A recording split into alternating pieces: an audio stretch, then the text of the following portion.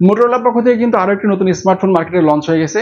আমি কিন্তু এখানে আসলে মোটরোলা এস সিরিজের কোনো ফোনের কথা বলছি না, কারণ আমরা রিসেন্ট টাইমে আসলে এত পরিমাণে মোটরোলা এস সিরিজের ফোনগুলো দেখছি যে আমরা একটু কনফিউজড হয়ে গেছি যে মোটরোলা আসলে অন্য কোনো সিরিজের ফোন তাদের আছে কিনা। তো মোটরোলা কিন্তু তাদের রেজর সিরিজের একটা নতুন ফোন অলরেডি মার্কেটে লঞ্চ করে ফেলেছে এই মাসের 13 তারিখে। আমি কথা বলছি মোটরোলা রেজর 60 আলট্রা নিয়ে। আজকের ভিডিওতে মূলত এই মোটরোলা রেজর 60 আলট্রা নিয়ে একটা আলোচনা করা হবে এবং এটা পোস্ট ইমপ্রেশন কি হতে পারে সেটা নিয়ে মূলত আমরা এখানে আলোচনা করব।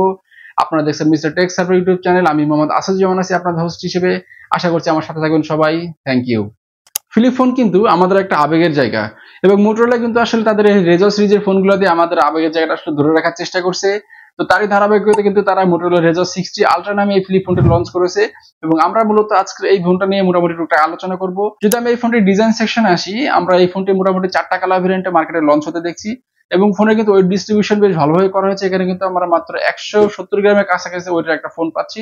মোটরোলা রেজর 60 আলট্রার ডিজাইনের দিকে যদি আসি, এই ফোনটির নিচের সাইডে কিন্তু আমরা স্পিকার গ্রিল পাচ্ছি, সাথে হচ্ছে ইউএসবি টাইপ পোর্ট সি এবং হ্যাঁ এখানে কিন্তু সিম ট্রে ইউজ করা হয়েছে একটা, সাথে কিন্তু দুটো এক্সটার্নাল মাইক্রোফোন এখানে দেওয়া হয়েছে এবং রাইট সাইডে কিন্তু ভলিউম রকারের পাশাপাশি আমরা পাওয়ার বাটন পাচ্ছি এবং হ্যাঁ এই পাওয়ার বাটনটি কিন্তু মূলত ফিঙ্গারপ্রিন্ট সেন্সর হিসেবে কাজ করবে। এবং লেফট সাইডের ডিজাইনের কথা যদি আসি, এখানে আমরা একটা এক্সট্রা মাইক্রোফোন পাচ্ছি এবং সাথে কিন্তু মোটরোলা যে এআই ফিচারগুলো আছে এই এআই ফিচারগুলো ইউজ করার জন্য তারা এখানে একটা অ্যাকশন বাটন ইউজ করছে।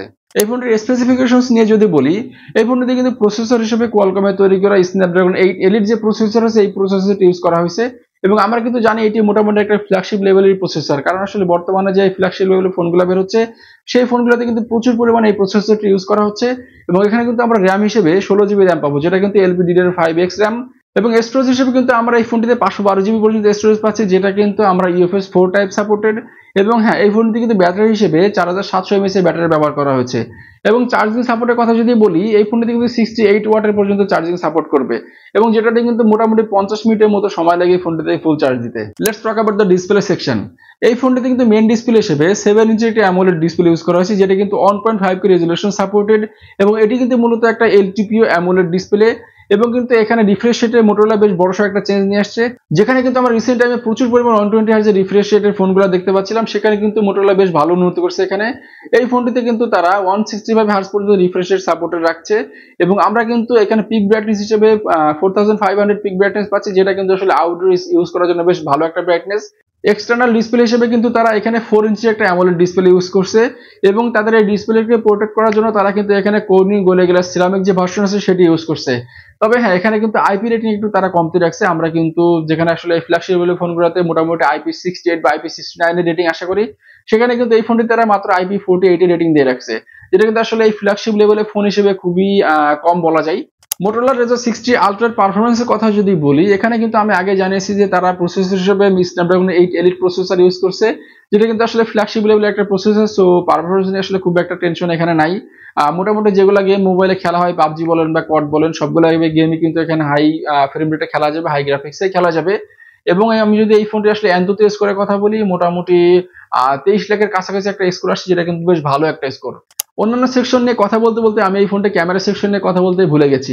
মেইন ক্যামেরা ডিজাইন হিসেবে কিন্তু তারা রিয়ারে দুটি ক্যামেরা এখানে ইউজ করছে, একটা হচ্ছে 50 মেগাপিক্সেলের ওয়াইড সাপোর্টেড মেইন ক্যামেরা হিসেবে তারা এখানে রাখছে, আরেকটা এখানে ক্যামেরা ইউজ করছে তারা আলট্রা ওয়াইড শুটার হিসেবে, যেটা কিন্তু মূলত 50 মেগাপিক্সেলের ক্যামেরা এবং ফ্রন্ট ফেসিং এ কিন্তু তারা সেলফি ক্যামেরা সহ 50 মেগাপিক্সেলের একটি ক্যামেরায় রাখছে।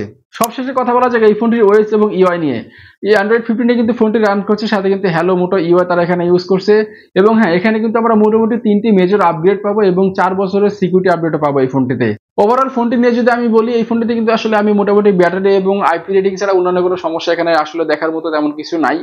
হ্যাঁ তবে এখানে কিন্তু আসলে তারা ব্যাটারিতে আরেকটু ভালো করতে পারতো, মোটামুটি আসলে 5000 mAh ব্যাটারি তারা এখানে দিতে পারতো। কিন্তু আমি আসলে এখানে ডিসপ্লে কথা যদি বলি, যেহেতু 7 ইঞ্চি একটা ডিসপ্লে তারা এখানে ইউজ করছে, সো ব্যাটারি কনজাম্পশন কিন্তু একটু বেশি হবে। এবং হ্যাঁ রিফ্রেশ রেট কিন্তু আপনারা বুঝতে পারছেন, এখানে কিন্তু 165 হার্জের একটা রিফ্রেশ রেট তারা এখানে হচ্ছে সাপোর্টেড দিচ্ছে যেহেতু, সো ব্যাটারি কনজাম্পশন কিন্তু মোটামুটি বেশ ভালোই হবে। তো সেই তুলনায় কিন্তু তারা এখানে একটু বেশি ব্যাটারি ইউজ করতে পারতো এবং হ্যাঁ আরেকটা কমতে এখানে আছে, সেটা হচ্ছে আইপি রেটিং। একেবারে আসলে IP48 রেটিংটা খুবই কম মনে হয়েছে আমার কাছে এই ফোন হিসেবে, ফ্ল্যাগশিপ লেভেলের ফোন যেহেতু।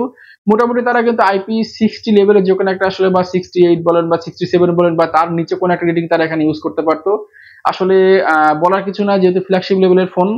এই দুটি আসলে দিক যদি আমরা একটু আলাদা করে রাখি, মোটামুটি ওভারঅল পারফরমেন্সে কিন্তু ফোনটা বেশ ভালো একটা ফোন হতে চলেছে। তো এই ছিল আমার আজকের ভিডিও মোটরোলা রেজর 60 আলট্রা নিয়ে। দেখা হচ্ছে খুব শীঘ্রই আপনাদের সাথে নতুন কোনো ভিডিওতে নতুন কোনো টপিক নিয়ে। Till then be happy, be healthy.